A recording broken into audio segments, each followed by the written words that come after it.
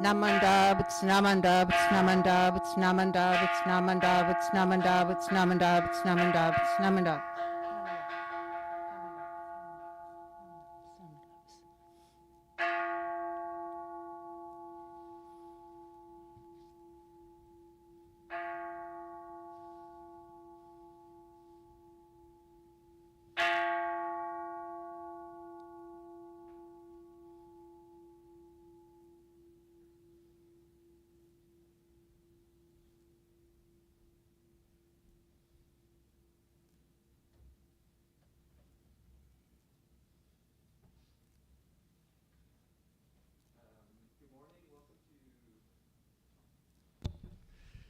Good morning. Welcome to the Dharma service. I'm Greg. This is Julie. Very nice to see everybody in person, and welcome to those joining us online.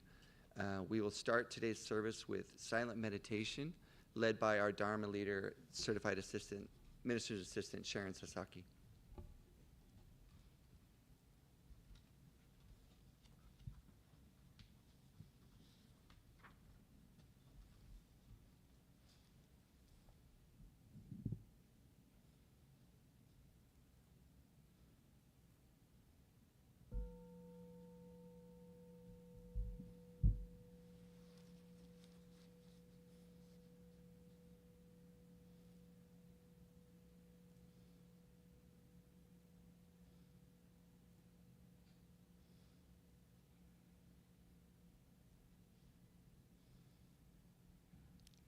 The beauty of the starlit sky.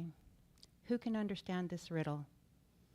When countless eyes shine bright with tears of joy, my heart is at peace. There are Buddhas greater in number than the sands that line the Ganges River, who say, whether at noon or night, they will always protect me. My heart hears this and is at peace.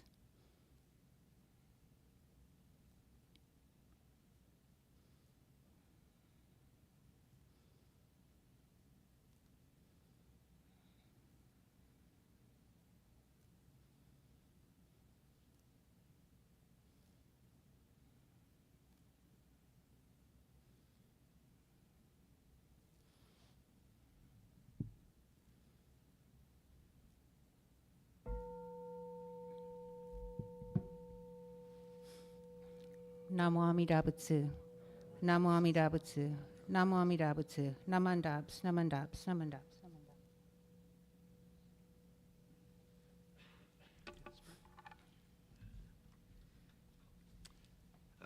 So Ms. Sharon will lead us in the Sutra chanting of Jusei, which can be found on page 35 of your service book.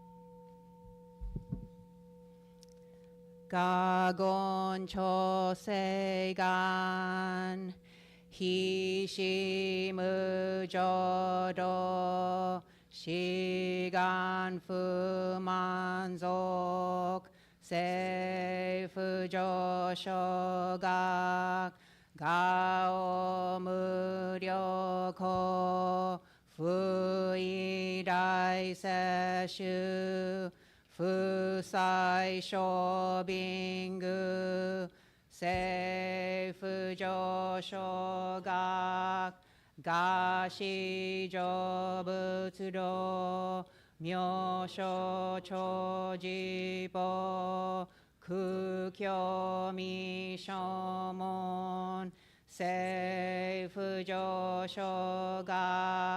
ryokujin shonen, Joe Shubongyo Shigumu Jodo Isho Teninshi Jindiki Endaiko Fusho Musaido 쇼조산 금요 고사이슈야근한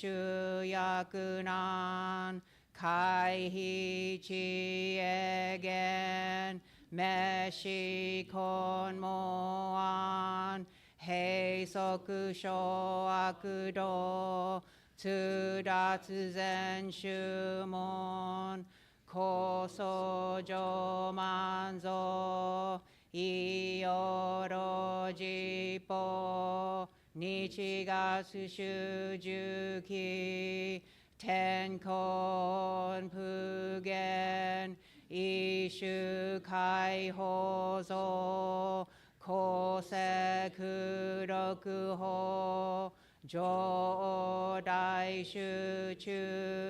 세포시시그 그요이사이브츠 그서크슈토크혼 간네시스조만 토크이산가요 뇨부츠무게치 트라츠미푸쇼 간가크에릭 토시사이쇼손 시간야코카 다이세노칸도 코쿠쇼테닌 토우친묘케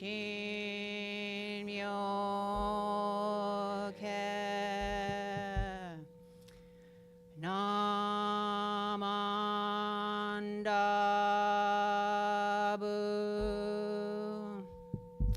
나만다부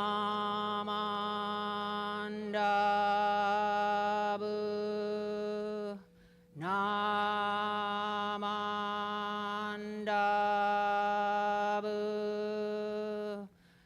나만다부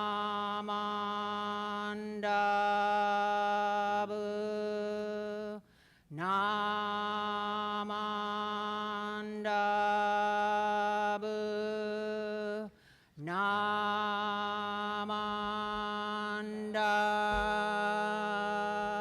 나만다부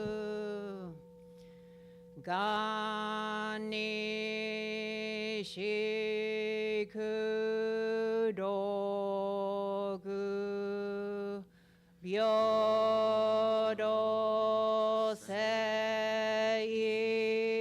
묘도세이사이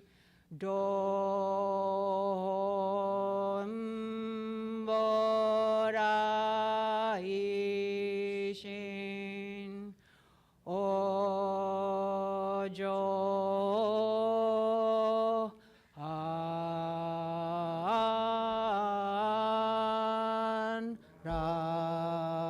안라코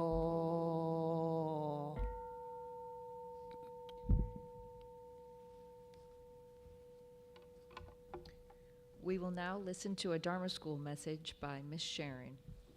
Namandaps, namandaps, namandaps, namandaps, namandaps, namandaps, namandaps.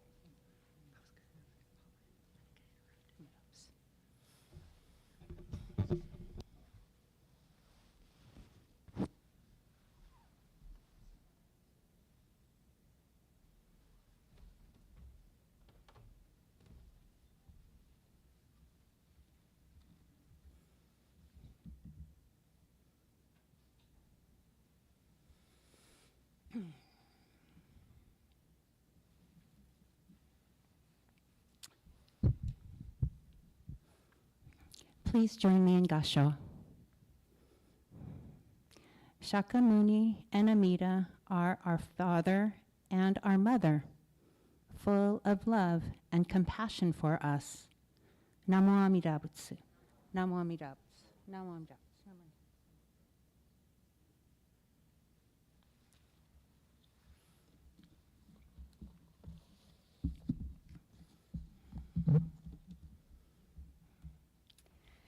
Good morning, everyone. Great to see you here today on this kind of rainy day, which is good for San Diego and Southern California. I hope it rains more today. But it's great that you all made it out here today. And today I'm excited because I get to talk about the pilgrimage trip that Robert and I took to India this past November, so 2 months ago. And during this trip, we were walking the footsteps of the Buddha.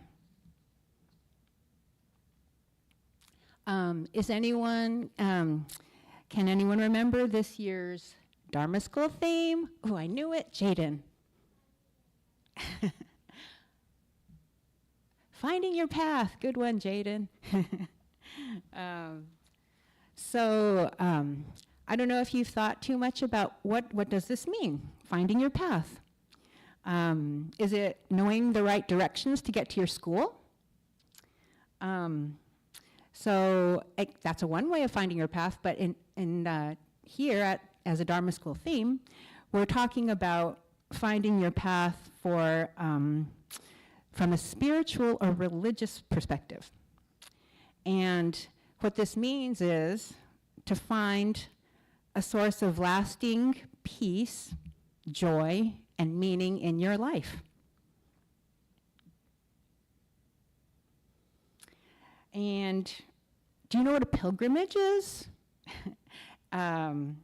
What's a pilgrimage, you think? When I was Jaden's age, I think I thought this is what pilgrims were, that we learn about at Thanksgiving.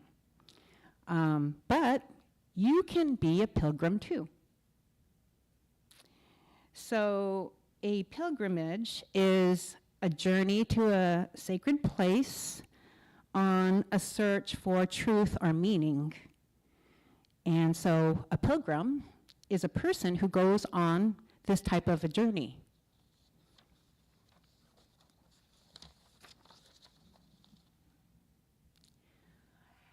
So this is the trip that we were on, and it was a bus trip within India. The little map shows the part of India. It's kind of north-east part of India. And it was with 14 other fellow travelers, and we were there to learn about the Buddha's life and teachings and learn about ourselves. And you can see here a list of the different sites of the Buddha. And the reason why I highlighted Bodh Gaya is that's what I'm going to be talking about today.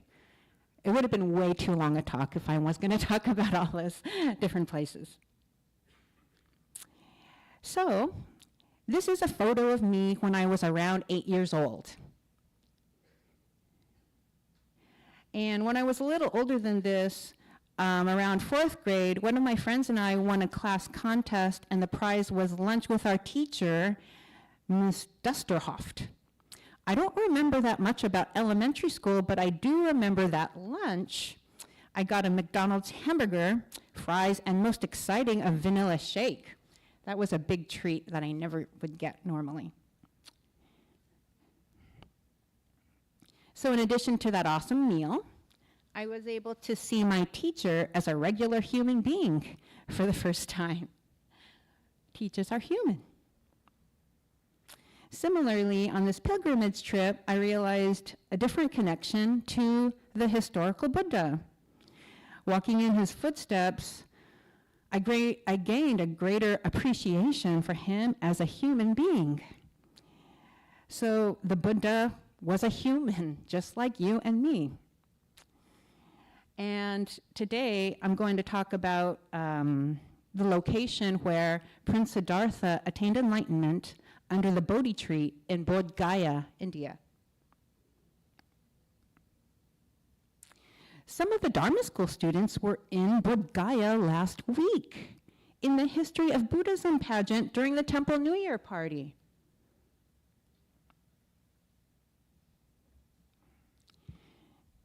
As you know, Prince Siddhartha had practiced 6 years of ascetic practices, which means he performed difficult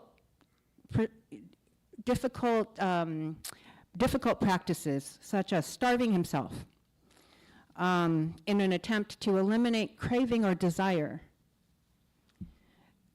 Then, seeing that he was starving, a girl, Sujata, gave him a bowl of rice with milk. And that's what's depicted here during the last week's play. And Siddhartha regained his health and was able to meditate under the Bodhi tree because of Sujata's kindness. So, yeah, the next time you do something nice for someone, give somebody a food or share something, think about that you could really be affecting someone this way. So then, after meditating under the tree and conquering Mara, or worldly desires, Siddhartha attained awakening, or enlightenment, and became Shakyamuni Buddha. And this was the cool Bodhi tree that Norman found in his yard and brought in last week. That was really cool. So this is our trip.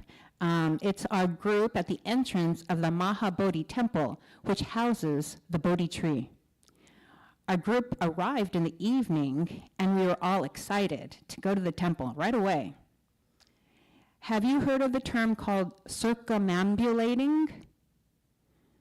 Circumambulating is a popular Buddhist practice of walking meditation in a circle, often around a statue or the relics of the Buddha or other bodhisattvas, or like stupa. A stupa is a place where the relics or ashes of remains of a Buddha or bodhisattva are placed. And so that first night, we circumambulated around the upper circle of the Mahabodhi temple. The next morning, we returned to the Mahabodhi temple. One thing to be aware of is that security is very tight there. You're not allowed to bring a mobile phone, a charger, a battery, any kind of electronics or Apple Watch. And if you want to take pictures, you are allowed to bring in a regular camera. So we were very fortunate that one person on our trip had a regular camera and was able to take photos for everyone.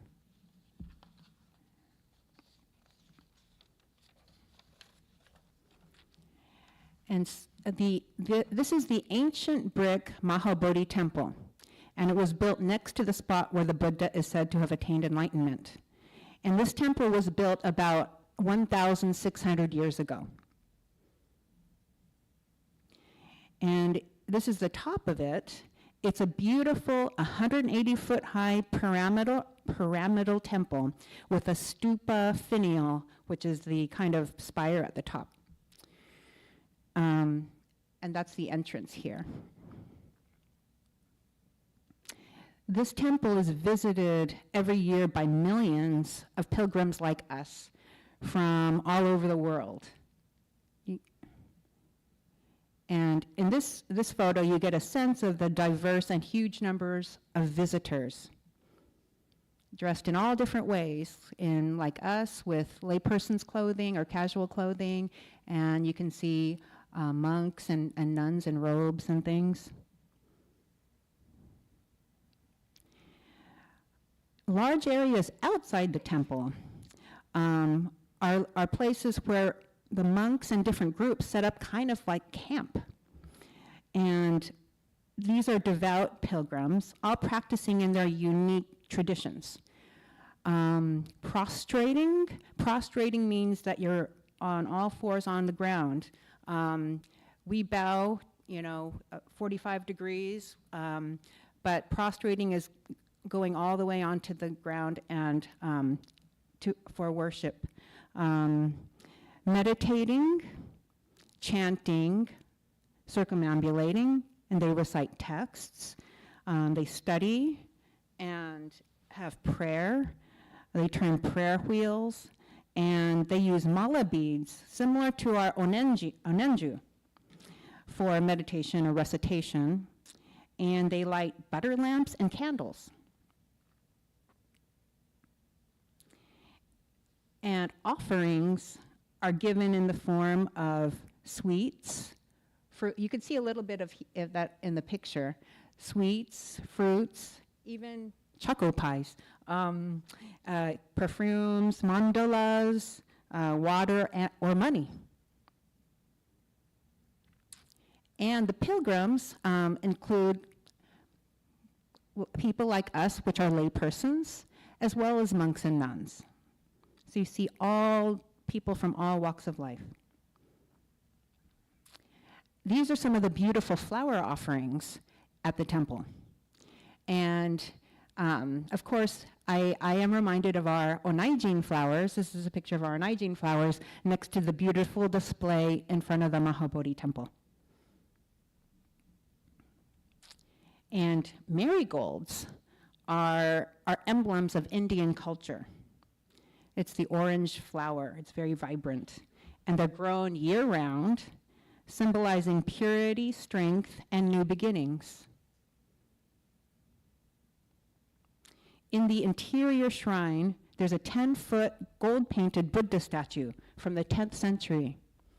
So many, many people go into the main shrine area to pay respects and venerate, worship to the golden Buddha on the inside of the Mahabodhi temple. And this is the Bodhi tree. And the sign that's in front of the Bodhi tree reads, Bodhi Palanka, the place of enlightenment. Prince Siddhartha attained Buddhahood, full enlightenment, in the year 589 BC on the Vaishaka full moon day, sitting under this peepal, or Bodhi tree. The Vajrasana, or the diamond throne, which is under this Bodhi tree, is the central place of worship. So you're not able to actually go up and hug the tree. There's a gate there, and you can see it, and you can see the kind of diamond throne, which is the place where Prince Siddhartha sat in meditation and attained awakening, but you're not able to kind of like touch the tree right under it or go right under it because of kind of security that they have there. And so this is another view of the tree and some of the leaves on the tree. And if you are lucky, you can catch a leaf that falls from the actual Bodhi tree. The people who usually seems to get them are the monks and nuns who are meditating under the tree, and they're very fast. If they fall, they will get them very quickly. But Robert was lucky and got, I think, 2. So he felt very special being able to catch 2 leaves off of the actual tree.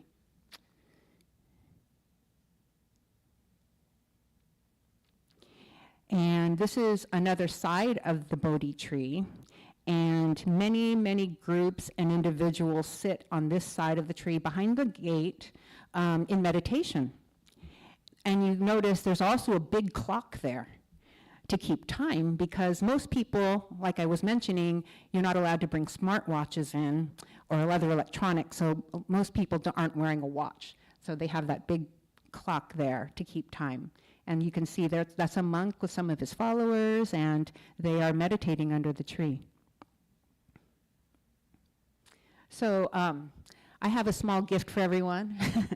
If you didn't already get it, Fiona and Paulina said they would help pass out this little, so it's a laminated Bodhi leaf from Bodh Gaya, India, from the trip. So everyone's welcome to have one.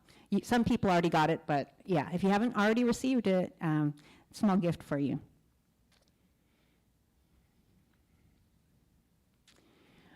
So another part of a big part of our trip was sitting in meditation circles like this.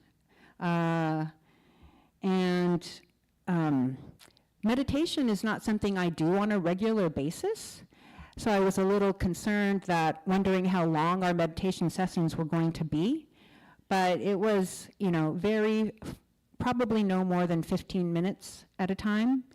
And I found it a great opportunity to pause, calm yourself, and just focusing on the breath and listening to our sensei read from the sutras or give a Dharma talk.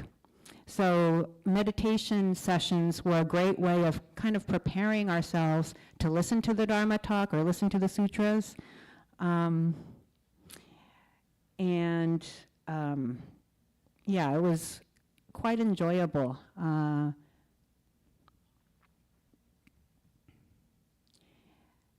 A question that I really like and learned from our teacher, Shantam Sensei, is particularly when something happens or somebody says something and a strong thought or emotion is coming, to pause and kind of think about or be aware of how does it make you feel. So I think that this is a great way of when you feel yourself becoming agitated or stressed or reacting to something, pausing and just asking yourself, how does it make you feel? I appreciated that. So here's some of the different emotions. I know you all know about these emotions from the Inside Out movie. There's hundreds of others, but emotions that we might feel at any given moment: joy, anger, sadness, fear, or disgust. And some days, even some years, might feel like an emotional roller coaster, kind of going up and down with different emotions, and on some days or some years you feel like you failed, or you feel like you acted selfishly, or you feel like you made the wrong choices. What we learn here in Jodo Shinshu is that in spite of these different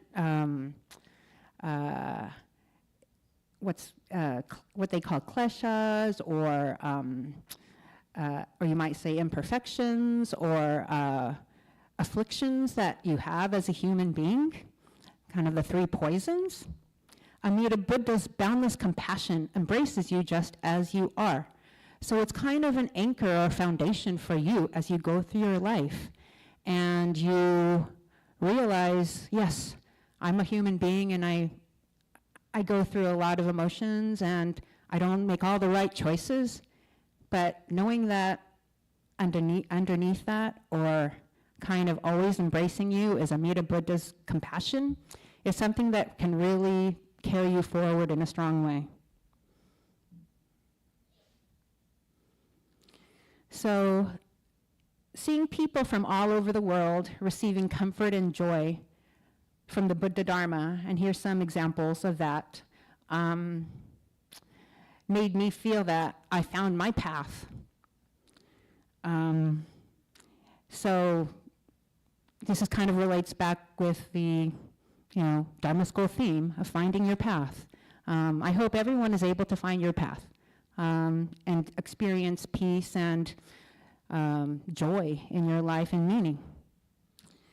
And that, in my case, it's Namo Amida Butsu.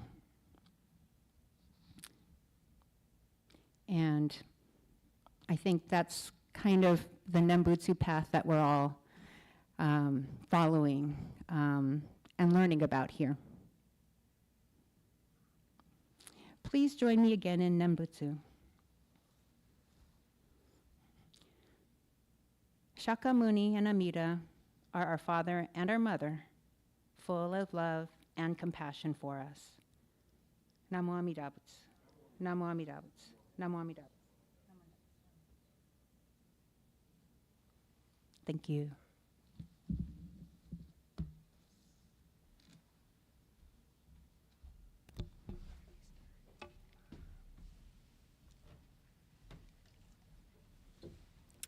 Thank you, Ms. Sharon, for your Dharma message.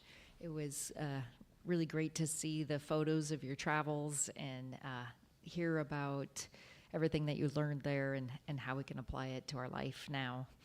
At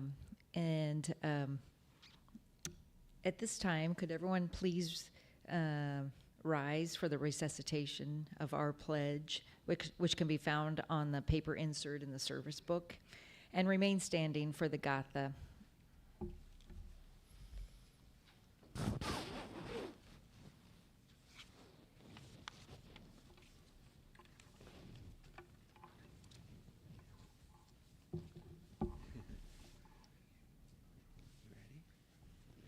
Breaking out of my shell, I will share a warm smile and speak gentle words, just like the kind Buddha, not becoming lost in my greed, anger, and ignorance. I shall think and act with an open mind, just like the calm and peaceful Buddha.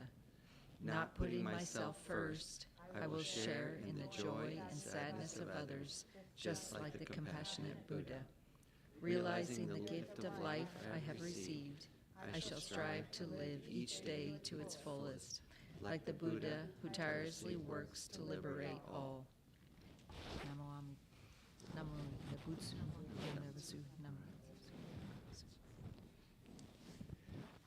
Now we'll have the Gatha Texture of Life. It's on page 147 in your book.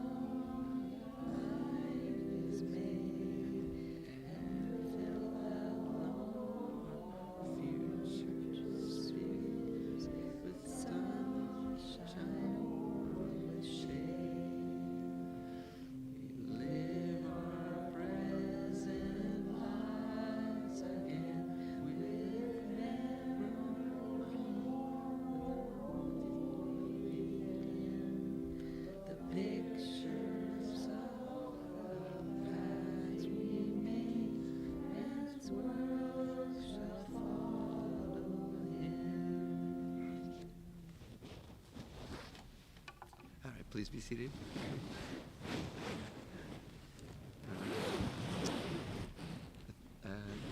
So at this time, if there are any announcements, please come forward.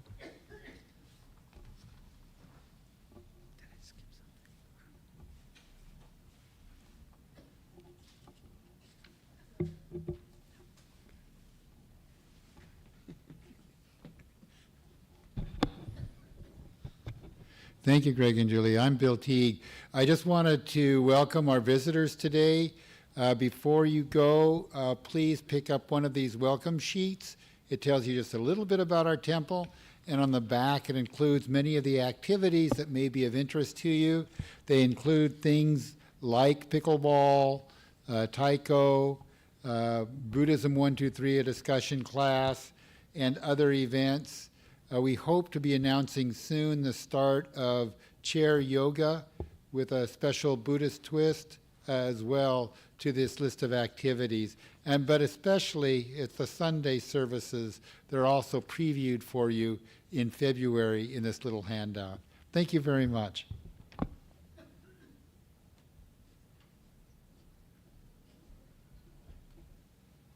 Good morning, everyone.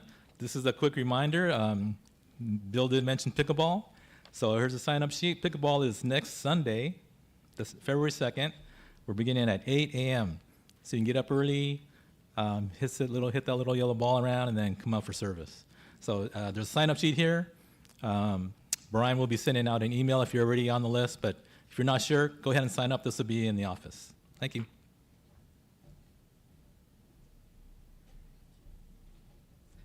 All right, morning, everyone. As some of you know, today is the conference championship weekend in the National Football League. NFC is the Commanders taking on the Eagles. AFC side is the Chiefs and the Bills. But in 2 weeks, we're going to find out who's going to be playing in the Super Bowl on Sunday, February 9th. And right here at our temple, we're going to have our own Super Bowl watch party. So there is a sign up downstairs in the office. Kickoff starts at 3:30, I believe. And so we'll have a great time watching the Super Bowl. So we hope you guys are able to come join us in watching the championship for the NFL. So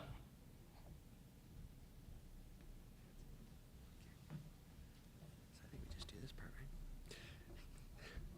right? Okay, well, thanks very much to Ms. Anong for musical accompaniment, to the tech team, Brevin Honda, Ricky Cheeks, and Ken Mayoka for all of their tech assistance online. And the Dharma School is now excused. You can come forward to offer Oshoko if you like.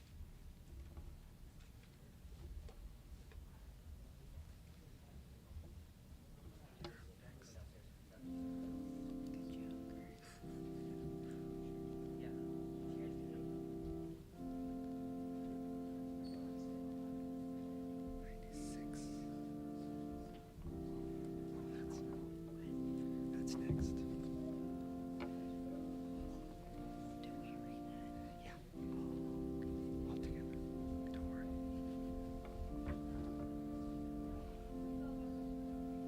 You did great. Look at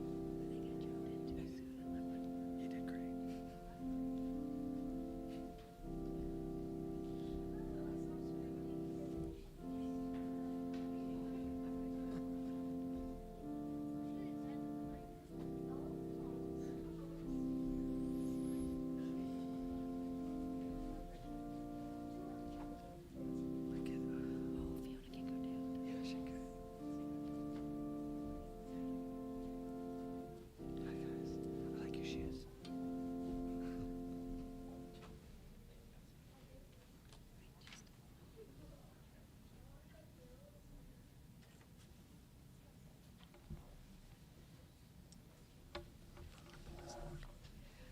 Please rise for the Vandana and Tisarana, which can be found on page 96 of your service book.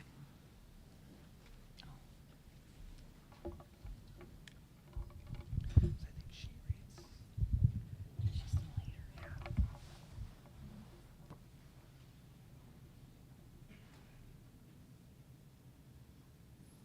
Yeah. Please join from the very beginning, even though it says leader and Sangha. Start from leader. Namo tassa bhagavato arahato sama sambuddhassa.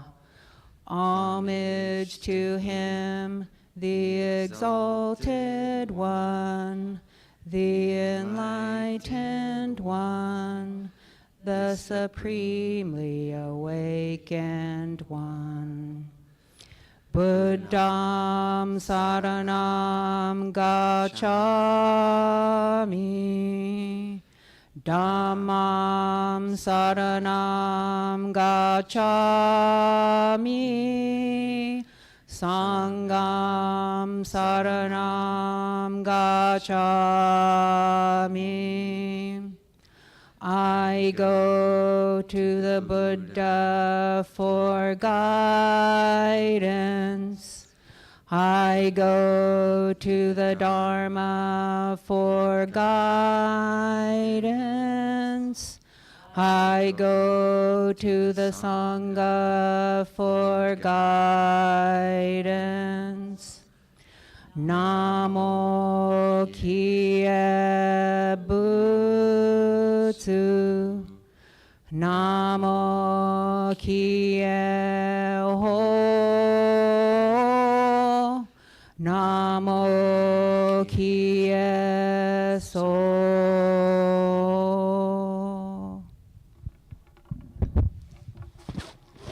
Namandap, namandap, namandap, namandap, namandap, namandap. We will now have a Dharma message by Miss Sharon.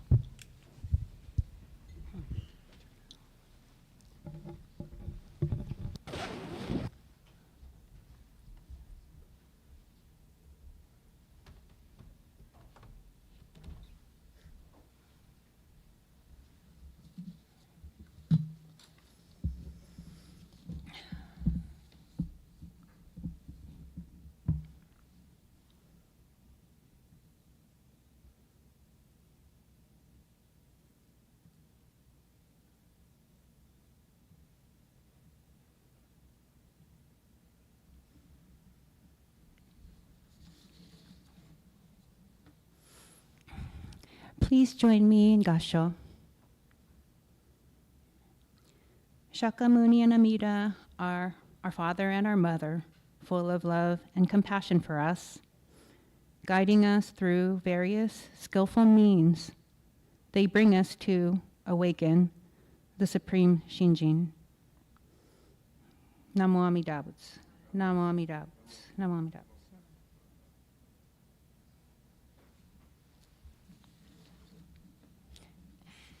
So hello again. And for my adult message, I wanted to expand on my Dharma School talk by sharing some additional thoughts and experiences from our pilgrimage to India. So these are the feet of the Buddha from the reclining Buddha statue in Kushinagara. So we start with a kind of a pop quiz.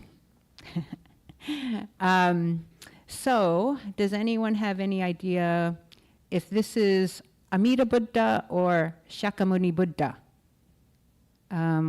Like on the right-hand side, does anybody know? Yes, Bill? Yes, good, Bill. Yes, so the Buddha on the right-hand side is the great Buddha in Kamakura. This is the Buddha in Kamakura, and that is indeed Amida Buddha statue. But why I wanted to have this slide is that on the left-hand side, which was also at the beginning slide that I showed of our group, this Buddha is a great Buddha statue in Bodh Gaya that was brought there from Japan. But the difference is, it was interesting because this statue on the left is Shakyamuni Buddha. So it was very interesting to me how kind of a very similar Buddha image, where one is Shakyamuni Buddha statue and one is an Amida Buddha statue. So I thought that was interesting. And as in my opening passage from Shinran Shonin, he talks about Shakyamuni Buddha, the historical Buddha, as our father, and Amida Buddha as our mother. So I feel like it's a wonderful way of expressing, both the father and the mother aspect of the Buddha. So my first takeaway that I wanted to share from our trip is experiencing firsthand the universality and timelessness of the Buddha Dharma. And these are photos from Kushinagara, the site of the Buddha's passing. And it is the famous reclining Buddha statue that depicts the Buddha on his deathbed. And when you're there in the room with the statue, you get the feeling of mourning the death of a parent. And this, passing away of the Buddha occurred 2,500 years ago. But when you're there, it feels like it just happened.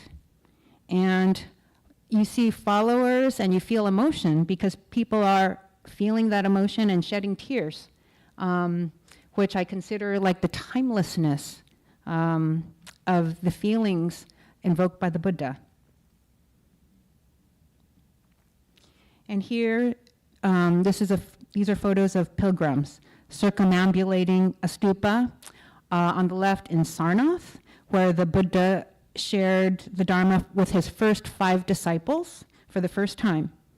And on the right, from Sravasti, where the Buddha spent 24 rain retreats, so where he spent the most time teaching and time in his life. And this is another photo of female lay followers circumambulating the stupa at Sravasti.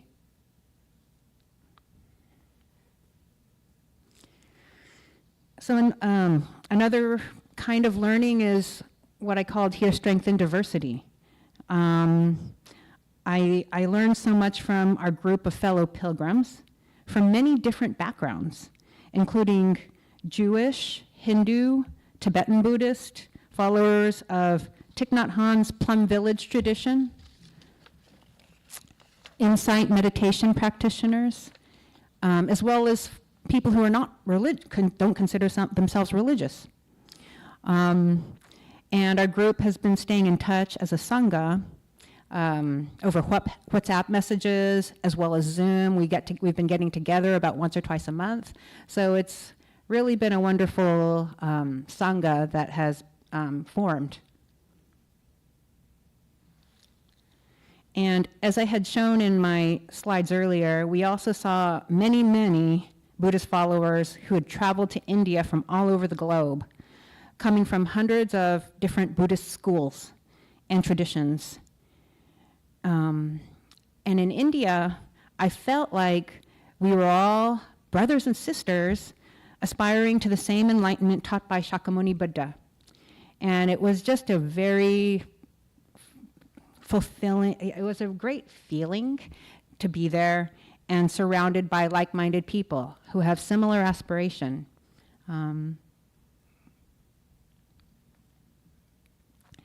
Almost every night, our group shared what our leader called strucks. And a struck is something that struck us, moved us, surprised us, or made us think. And I was struck by the Buddhist teachers that we met. And a few of them reminded me of one of my favorite passages in the Larja Sutra. Describing Amida's majestic radiance to Ananda, Shakyamuni explains, sentient beings who encounter this light have the three defilements swept away, and they become soft and gentle in body and mind. They leap and dance with joy, and the good mind arises in them. Soft and gentle is a good description of the secretary of the Secretary General of the Mahabodhi Temple, whom we met. And she's a leader with an extremely busy and demanding job, but was so gracious making time for us, serving us tea with patience, a warm smile. And I was also happy when she mentioned that she is not someone who sits and meditates. And I appreciated her honesty and humility in saying that. And, with the insight of not everyone has to meditate to experience Buddhist wisdom, which she clearly had. And I was also struck by the soft and gentle nature of the head monk of the Jaya Sri Mahabodhi Vihara temple, whom we met. And he was so kind, and he also served everyone tea in our group, and he showed us his temple, exuding peace and calm with every word and with every step.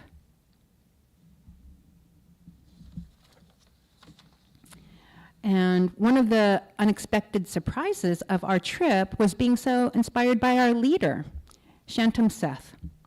Shantam Sensei's teacher was the late Thich Nhat Hanh, affectionately known as Thai, or teacher. I loved Shantam Sensei's light and gentle approach to teaching and practice. Everyone is accepted and welcome on this trip, no matter their religious or spiritual interest. No one's pressured to participate in the meditations or sutra readings. Shantam also seemed to know and talk to everyone in India along our journey, from top officials like those who I showed you some pictures, to vendors selling their wares on the sides of the road. And I loved how he started his announcements addressing us as dear friends with a gentle smile. Our Sensei Shantam felt like our spiritual dad, making sure we were safe and okay. Shantam Sensei is also passionate about bringing Buddhism back to India, where it had basically disappeared as a religious tradition for hundreds of years. In Sravasti, we happened upon a large group of school children with their teachers Shantam Sensei stopped to give them a spontaneous Dharma message and a signed copy of his book so he could teach the Indian children about the Buddha, whom they don't learn about in school, even though he's, from right there in India. Another significant learning is that during our trip, 5 fellow pilgrims and I took part in a ceremony to accept the 5 mindfulness trainings, which are the 5 precepts of Buddhist laypersons in the Plum Village tradition. Here in our temple, we recite the 6 paramitas, usually during spring and fall Ohigan observances. The paramita called Shila, discipline, is I shall be pure and virtuous by following the precepts of the Buddha. And the 5 mindfulness trainings that we took or accepted are reverence for life, awareness of suffering caused by the destruction of life, true happiness, aware of the suffering caused by exploitation, social injustice, stealing, and oppression, true love, aware of the suffering caused by sexual misconduct, loving speech and deep listening, aware of the suffering caused by unmindful speech and the inability to listen to others, and nourishment and healing, aware of the suffering caused by unmindful consumption. So this, doesn't mean that I'm going to be perfect in these areas by any means, but it's something to kind of aspire for and just be mindful of as you go through the day. And just, try to follow. So another aspect of this trip is that it's known to be transformative. We were told that there's a shift that occurs for many people. And even on the brochure, the Buddha Path brochure, it's called Journeys That Transform.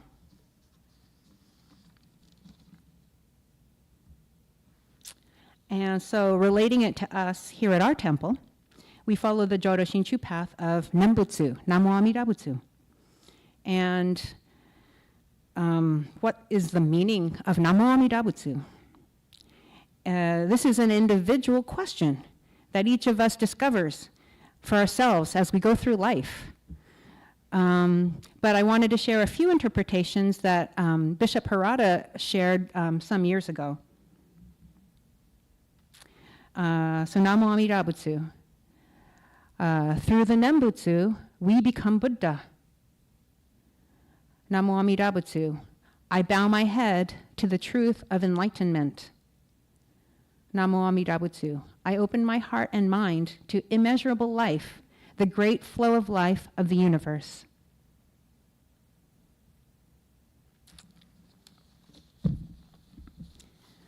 So in India, I felt like I was seeing Namo Amida Butsu in many places and everywhere.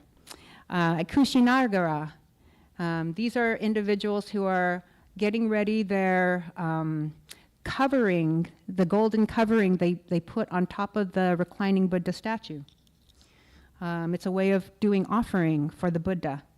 And in the demeanor and offerings of practitioners, the follower on the left side is preparing water offerings in Bodh Gaya for the Buddha and for fellow practitioners.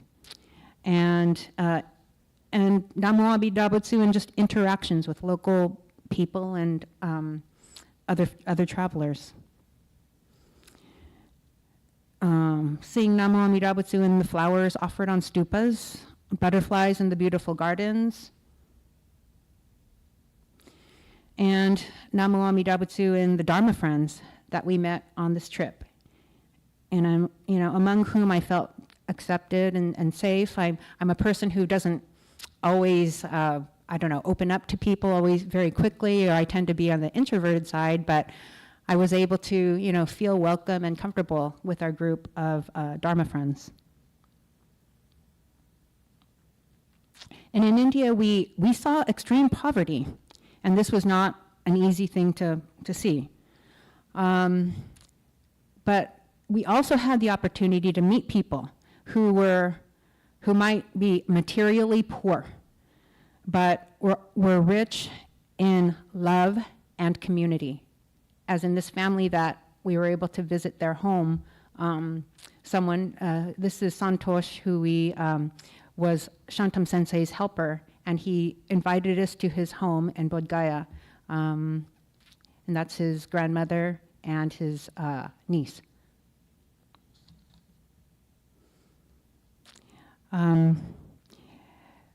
We were surrounded by people doing internal work, you might call it, to heal, to deepen gratitude, open hearts, and aspiring to love everyone.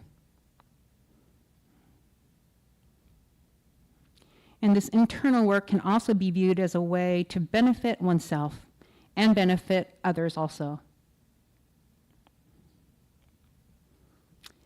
Another huge aspect of the trip was the bonding experience with both the Sangha we developed, with the among 17 pilgrims, as well as Robert and I being able to experience this trip together.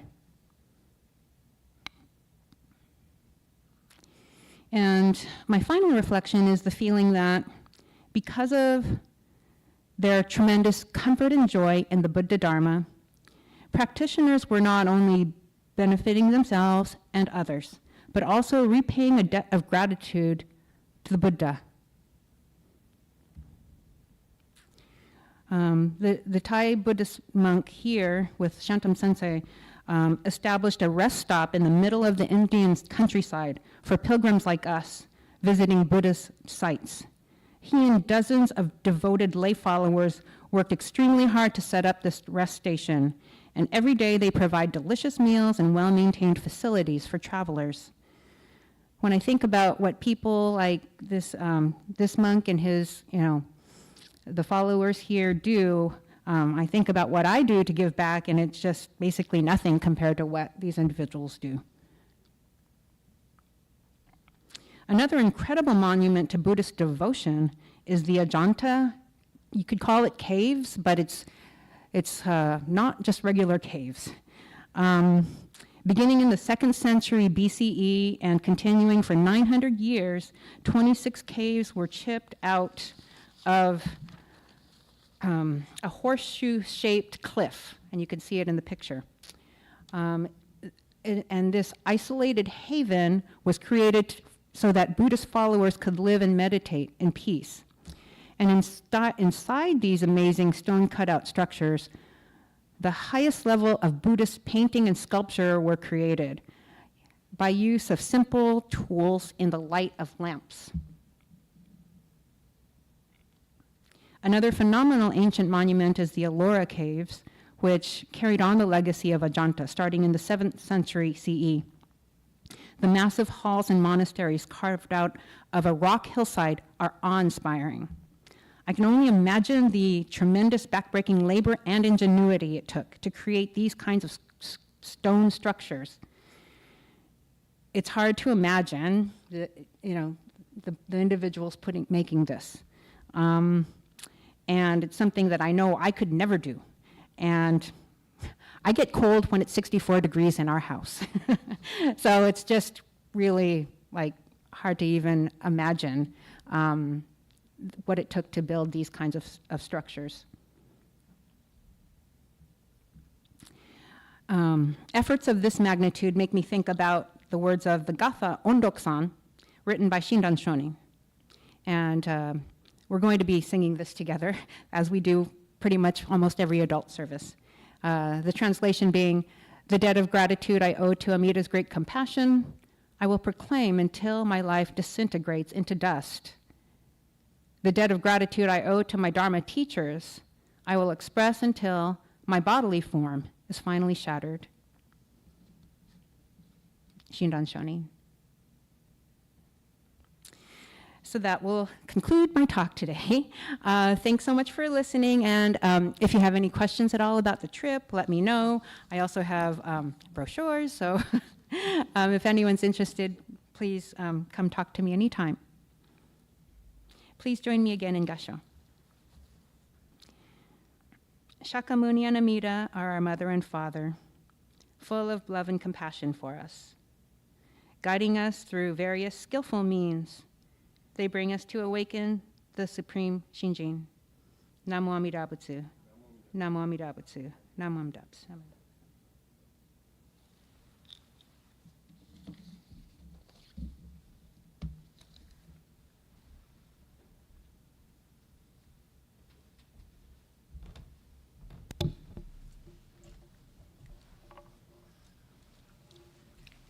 Thank you, Ms. Sharon, for your Dharma message. Can everyone please rise for the Gatha Ondoksu-san, sorry, two, which can be found on page 128 of your service book.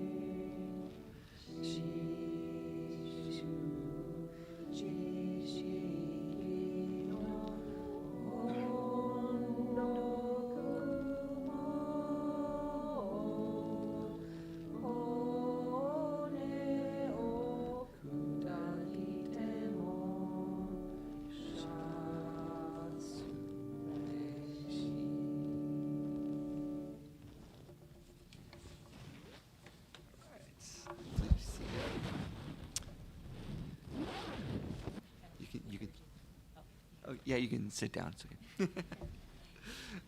We'll now have closing music meditation.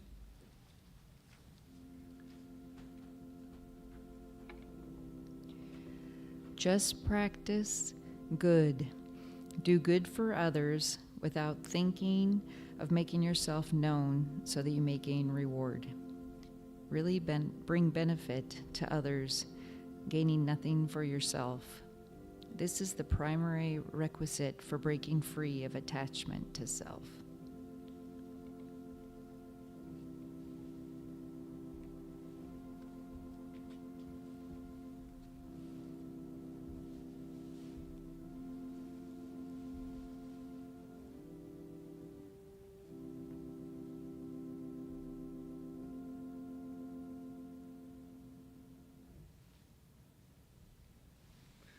Namo Amida Butsu. Namo Amida Butsu. Namo Amida Butsu. Namo Amida Butsu. Namo Amida Butsu. Well, thanks everyone for attending. Please feel free to proceed to the conference room downstairs for hospitality, and also to stay for the general meeting. There's a general meeting after. And you're welcome to offer incense before you exit the Hondo. Thanks very much. Good to see everybody.